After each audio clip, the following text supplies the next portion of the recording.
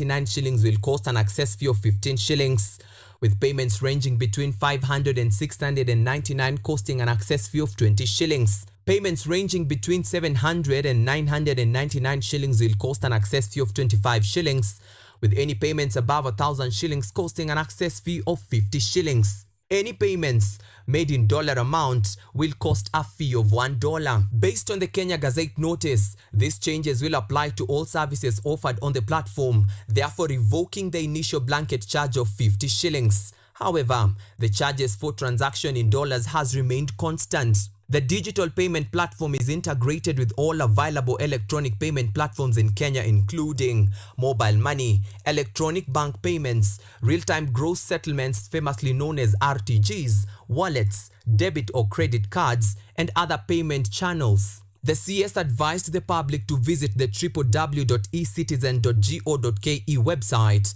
to view the list of services for which payments can be made digitally, further stating that Kenya developed the ecitizen.go.ke digital payment platforms pursuant to Article 201A and Article 6 Section 3 of the Constitution, therefore adhering to the principle of openness and accountability of public finances and the obligation to deliver the widest possible access to government services respectively, and also as further guided by the Public Finance Management Act. This comes just 2 days after, for the first time, the government's revenue collection from the eCitizen portal exceeded the 900 million shillings mark in just a single day, after President William Ruto's directive for state agencies to onboard all their services on the eCitizen platform by the end of this year, and all payments for government services channeled through a consolidated pay bill number of 22222. The CS said the platform should be the framework through which citizens and all persons can access and pay for government services. Theo Masharia for KUTV. Now, a section of Kisii County Assembly members have differed with Governor Simba Arati over his recent pronouncement on roads, ECDE classrooms construction, and theft of drugs at health facilities. The MCS now claim the governor did not construct the over 200-kilometer roads or 128 classrooms for early childhood development education as he had claimed. Israel Omwai reports. Kisii Governor Paul Simba Arati is encountering a slippery festive season with his ward lawmakers after a number of MCAs from the county differed with his previous sentiments on various development projects done in the county. While addressing the media, the MCAs challenged Arati to prove his claims of the accomplished projects and further demanded the county boss to account for the ECDE classes he purported to have constructed. Now that road is an enabler and is ranked as #1 in terms of the priority execution of projects, we are asking Governor that those roads that he has not been able to put under the lot system of procurement, they actually be procured under the quotation. Bogiakumu Ward MCA Ismail Matundura read from the same page like his colleagues, where he downplayed the governor for refusing twice to implement the road construction projects as budgeted for, and instead allowing them to be handled by one contractor. Since we passed that budget in June, we have altered that budget 2 times, and it has not been implemented. The governor has not implemented any project using that same budget. Amos Mokaya MCA Nyatieko Ward denied claims by Governor Arati that medicines are being stolen in public hospitals, saying the county assembly had released 200 million Kenyan shillings to the governor to install an anti-theft system. Our governor has been on record saying some of us leaders are stealing the drugs. And as you know, our role as MCAs is oversight, representation, and legislation. Now, I want our governor to tell the public how an honorable member can steal drugs. The address by MCAs comes after Governor Arati highlighted some of the achievements of his administration during this year's Jamhuri celebrations. I may not be able to launch in every ward. If I've come to Kitutu Church South, know that all the four wards, we will do the construction of those roads that we budgeted for. The MCS also dared Governor Arati to disclose the MCS and health workers alleged to have been implicated in the stealing of the drugs from the health facilities. Israel Omwai, KUTV. It is an early Christmas for the elderly in Embu after the office of the First Lady Rachel Ruto, through the Mama Doing Good initiative, delivered gifts and goodies to more than 5,000 elderly and vulnerable individuals in the region. Leaders present at the distribution drive took the opportunity to drum up support for some of Kenya Kwanza's development projects, as they called on their opponents to withdraw related cases filed in court. After receiving Christmas gifts and goodies from the office of the First Lady Rachel Ruto through the Mama Doing Good initiative, more than 5,000 elderly and vulnerable people in Bere South Embu County now have a reason to smile. The team from Mama Doing Good initiative, led by the chairman of the Kenya Dairy Board, Mr. Denis, along with other leaders and officials, visited various areas in Bere South to deliver the gifts. They made stopovers at new site Mutuovare, Ngiori, Mecca and Ngenge Primary School. However, some leaders from Bere took the opportunity to criticize certain opposition leaders who they said are consistently attacking the government despite the ongoing efforts by the government to improve the country. Genesio Mugo, the chairperson of the Kenya Dairy Board, expressed his support for the government's universal health insurance project, which he says will benefit vulnerable people in arid and semi-arid areas like Mbere. Mbolea ilikuwa inatoka 6,500, ni ukweli. Sasa mnaletewa huku mpaka hapa Mutuovare, mnaletewa na 2,500, ni ukweli. Na mbona wapigi hiyo, wanaenda tu kupiga makofi, wanaenda kupiga kwa TV huko.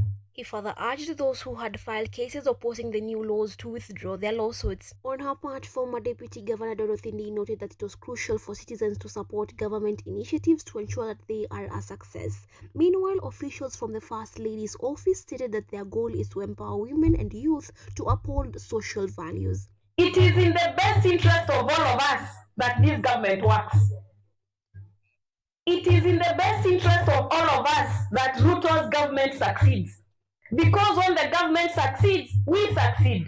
Tuchunge miti, tuko na miradi ya kupanda miti kwa misitu, kwa mashule, na tunawahimiza hata hii msimu ya sikukuu tukumbuke, kwa sababu hata kuna target ya kitaifa ya kupanda miti. Residents were also urged to remain vigilant during the Christmas and New Year festivities. The officials also cautioned against the consumption of illicit alcoholic drinks for the sake of resident safety and health. Yvonne Kimuma, KUTV. National Assembly Minority Leader Opiyo Wandayi is calling for the immediate resignation of Health Cabinet Secretary Susan Nahumicha following an alleged procurement deal that might see the country lose millions of shillings. According to Wandayi, top officials at the Ministry of Health, National Treasury and the Council of Governors are involving a Belgian company to preside over the implementation of the second phase of the medical waste management project, whose cost has been inflated by 60%, something Wandayi says aims at defrauding Kenyans through counties. The unusual procurement deal currently underway,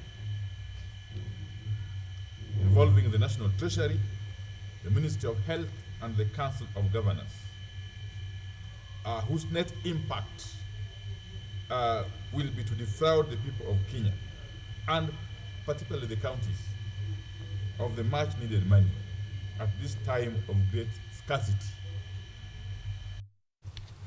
All right, we take our very first short break here. Remember, we are coming back with more stories, including that special feature, just taking a look back at the school tragedies this year, 2023. Don't go too far.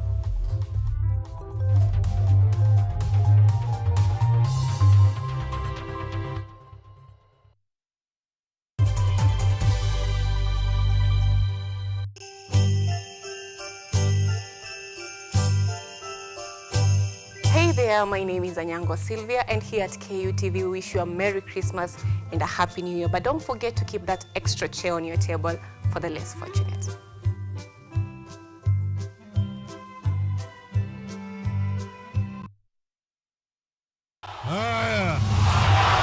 Vijana hoye!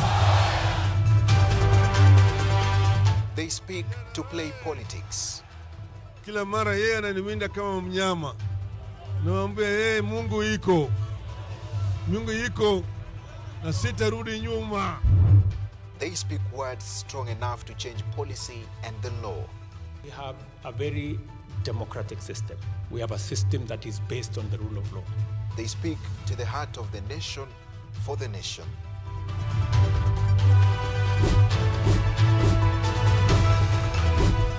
Simu imeleta mambo mingi sana. Mimi hata nataka ifungwe kabisa, na ifungwe hata WhatsApp na Facebook zifungwe kabisa.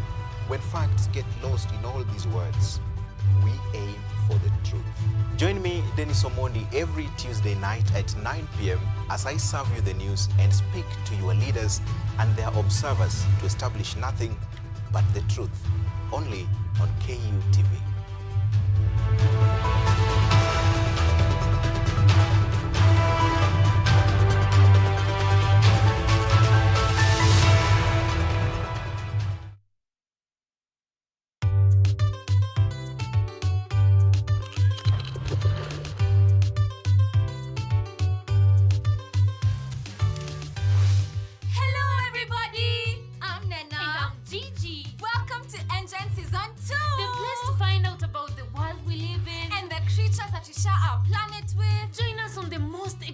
Adventures across the African continent. See breathtaking wildlife, stunning landscapes, and out of this world technology. Meet incredible scientists and learn fantastic facts. Explore, discover, be amazed. Be part of the next generation of African change makers. Be a part of Engine, Africa's #1 science discovery program. Yay! Let's go! We're learning every day.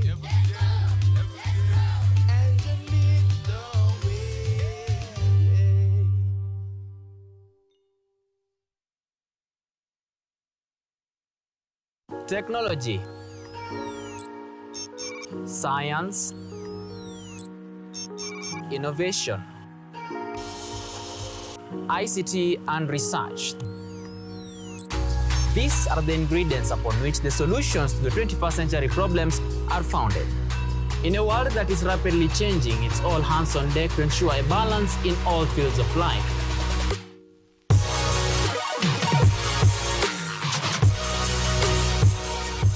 Young and old are also in the front line, breaking the glass ceiling, becoming thought leaders in the larger tech space. Not forgetting other societies marginalized. And when the tech Avengers come together, we inch closer to a much safer, efficient, and sustainable world. What we view as a norm in today's advanced world was just an idea, and for nostalgic reasons, we trace back to the iconic days to bring you the retro tech. On Tech Innovation Show, we encapsulate all the pillars of the 4th Industrial Revolution, decoded in a language, all for one, one for all. Every Monday at 8:30 as we push the mantra, keep learning something new each and every day. Only on KUTV, a new experience.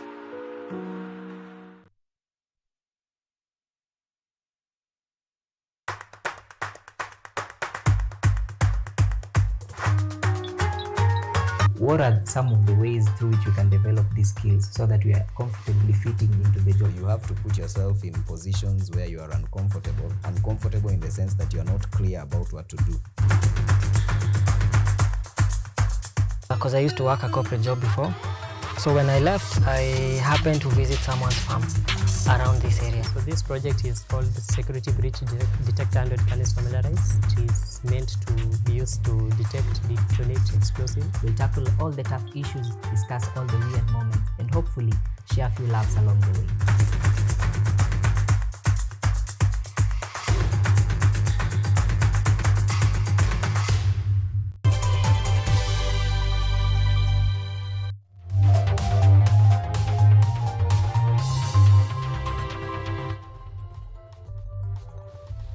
Welcome back. You are still watching KUTV News at 9 this Thursday. Now, moving on, residents of Rarieda Sub-County today benefited from a free medical camp organized by the Eliud Owalo Foundation. Speaking at St. Mary's Luak Girls High School during the medical camp, ICT Cabinet Secretary Eliud Owalo said that today's event was part of the efforts to enhance the Kenya Kwanza administration's policy on universal health coverage. Owalo assured of the government's commitment to facilitate affordable and universal health care service provision in the country, noting that they will be conducting the program annually. Director General of Medical Services, Dr. Patrick Amoth, on his part, commented the Eliud Owalo Foundation for the medical camp, stating that as government, their journey towards universal health coverage is premised on primary health care approach based on community participation. This is part and parcel of our efforts to bring health services down to the grassroots. You are aware that within our Kenya Kwanza plan, under the guidance of His Excellency the President, universal health care is a standalone thematic area. Our approach towards universal health coverage is based on a primary health care approach with a strong community component. That is why we are doing this screening, bringing services closer to the people. But more importantly is that we are going to have what we call community diagnosis. From the data we are going to see, gather from the persons we are going to see today, we will be able to look at broadly the common problems in this part of Rarieda. Oh, and today is Saturday, by the way. I think it's the holiday season and the mood is there. Moving on, 2023 witnessed a series of school tragedies in the country, sometimes paralyzing learning and driving fear into parents and guardians over the safety of their children. Some of these tragedies left families mourning the loss of their loved ones while in the hands of the education system. Calls for accountability are still loud and are considered crucial in preventing further tragedies in schools.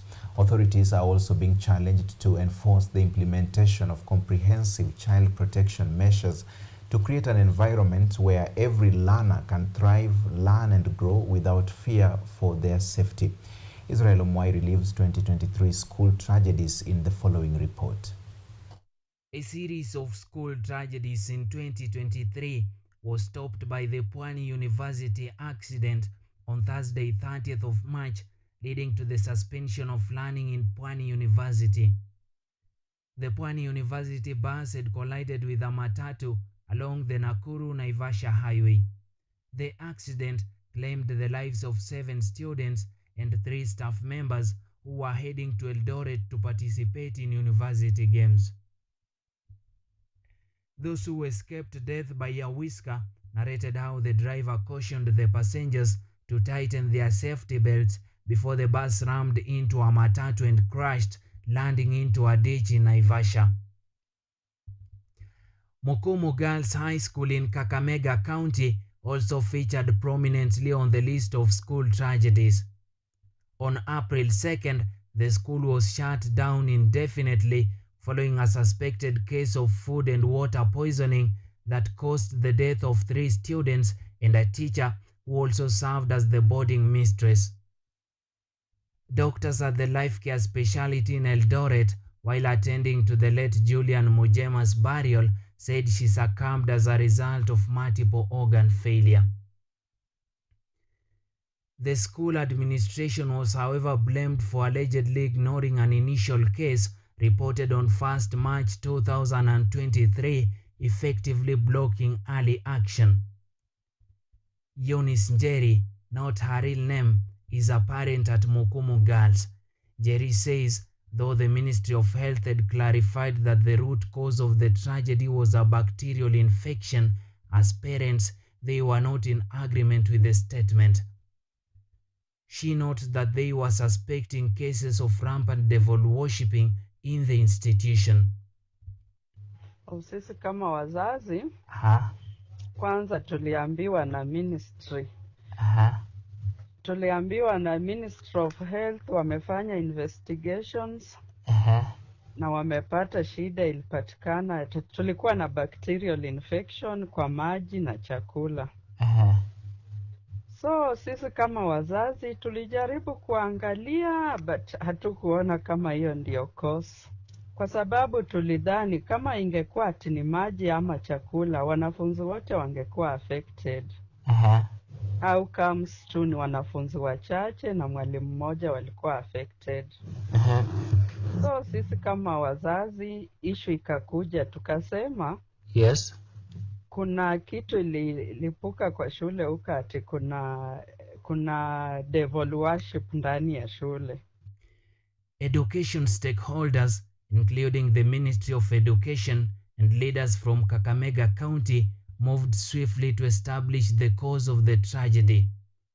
Frida Ndolo, the then school principal, was transferred to another school yet to be known and was replaced by Jen Mbone.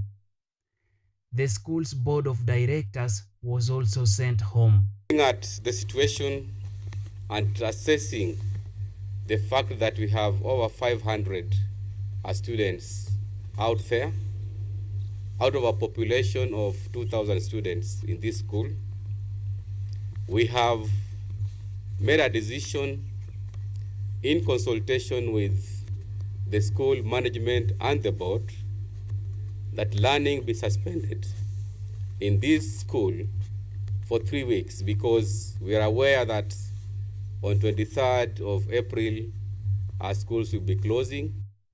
The Ministry of Health later linked the outbreak in Mukumu Girls High School to a suspected gastroenteritis outbreak, a common condition that causes diarrhea and vomiting and is usually caused by consuming contaminated food or water.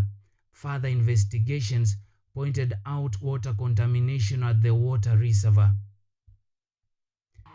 The government, however, restored normalcy at the Sacred Heart Mukumu Girls High School after 2 months of uncertainty. Education CS Ezekiel Machogu, while appearing before the Senate, said the ministry would pay 400,000 Kenyan shillings to parents who lost their loved ones. One day after the closure of Mukumu Girls, neighboring Butere Boys High School, located 35 kilometers from Mukumu Girls, unexpectedly had to dance to the tune of the disturbing music. The school was closed indefinitely over a strange stomach illness reported by a majority of students. No details, however, were provided on what might have caused the ailment. Kakamega County Governor Fernandez Baraza said the school had to be closed immediately as health officials investigated the possible cause. Preliminary results have indicated that there is no typhoid, there is no cholera, but because this is an issue that is affecting the entire school, I want to, of course, concur with the management and the Department of Education for taking a precaution to close or rather suspend learning temporarily, as the public health team of the county together with the national government now look at the root cause of why our boys were having diarrhea, vomiting and abdominal pains.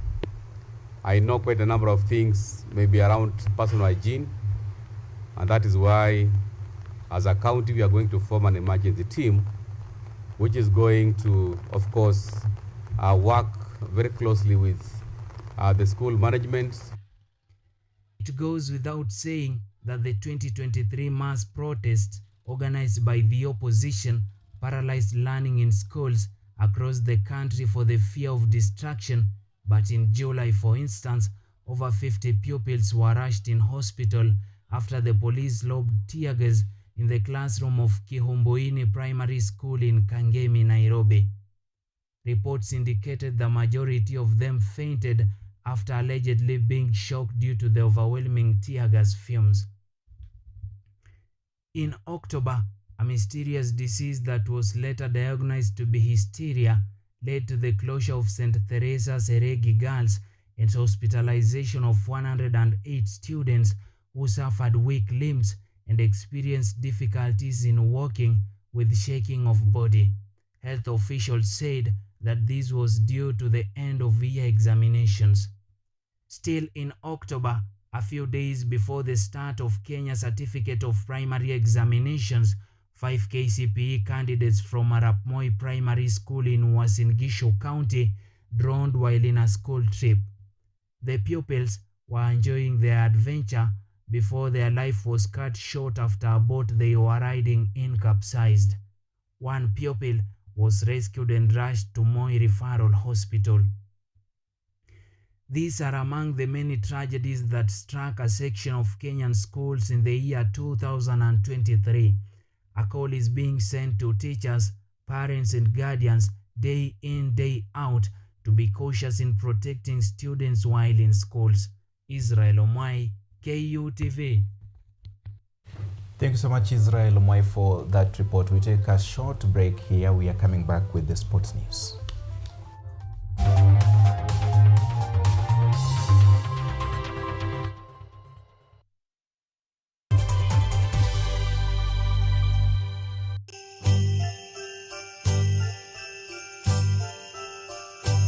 Hey there, my name is Anyango Sylvia, and here at KUTV we wish you a Merry Christmas and a Happy New Year. But don't forget to keep that extra chair on your table for the less fortunate.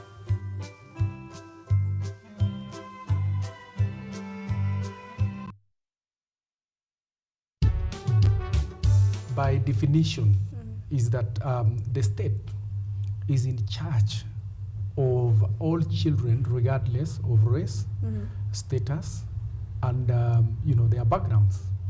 And it's mainly because the parents are also citizens of the country. They are the taxpayers. And they have given the obligation, through responsibility to the state.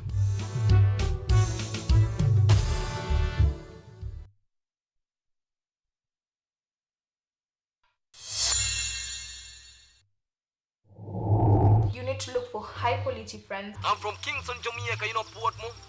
That's my village. Kanga kitini hapo ukinyedhia ukikatia mademo akipita. Sinaweza saa hii nimekuja kukopesa choo.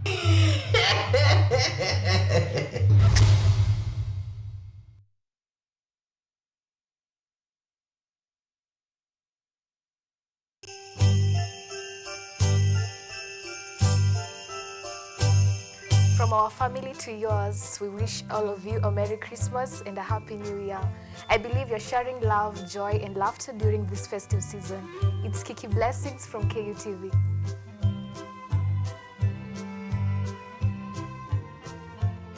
Lola is an app that gives you a chance to watch videos, listen to audios, and read articles wherever you are for free. Motivational stories, dramas, campus life, technology, lifestyle, adventure, sports, academics, jobs, entertainment, and more. Download Lola now on Play Store. All you need, you got Lola.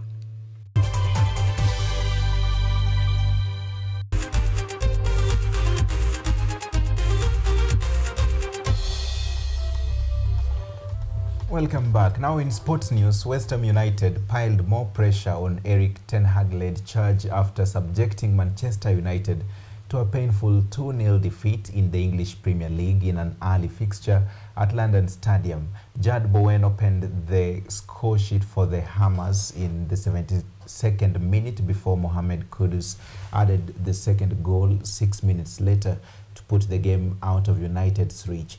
In another match played yesterday night in the English Premier League, Aston Villa shared spoils with Sheffield United at Villa Park, while defending champions Manchester City thrashed Brazilian side Fluminense 4-0 to land first ever Club World Cup crown.